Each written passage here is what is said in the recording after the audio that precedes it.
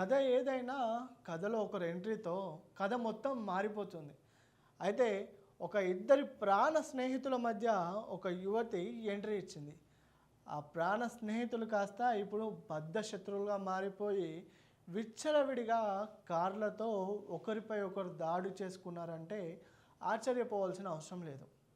ఒకరిపై ఒకరు తార్ కార్లతో ఒక సినిమా రేంజ్ అదే బోయపాటి సినిమాలో కార్లు ఏ విధంగా గుద్దుకుంటాయో అదే రీతిగా వాళ్ళిద్దరూ ఒకరిపై ఒకరు దాడి చేసుకునే సాగారు.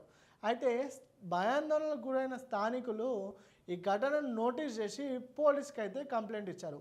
అయితే పోలీసులు ఘటన స్థలానికి వచ్చి పరిశీలించి ఆ ఇద్దరిని అదుపులోకి తీసుకున్నారు. అయితే ప్రశ్నించిన పోలీసులకి వాళ్ళు ఈ విధంగా సమాధానం చెప్పారు. ఇద్దరు ప్రాణ స్నేహితులని, అయితే ఇద్దరు కలిసి ఒక అమ్మాయిని ప్రేమించడం, ఆ అమ్మాయి ఒకరికి కమిట్ అవ్వడం, ఆ కమిట్ అయిన అమ్మాయి ఇంకో కారులో ఉండడం, అంటే ఎవరైతే మిత్రులు ఉన్నారో వారి మిత్రుడితో ఉండడం చూసి తట్టుకోలేక ఇతను ఒక గుంపుతో ఆ యువతి ఉన్న కారుపై దాడి చేశారు.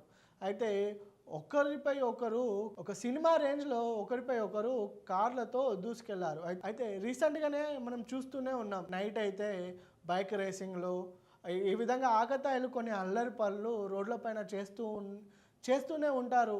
అయితే అది ఆ విధంగా ఉండగా ఇప్పుడు కార్లతో సహా రోడ్లపైకి ఎక్కి గొడవ చేస్తుండటంతో అక్కడ ఉన్న స్థానికులు ఆగ్రహం వ్యక్తం చేసి ఇలాంటి వారిని కఠినంగా శిక్షించాలని పేర్కొంటున్నారు.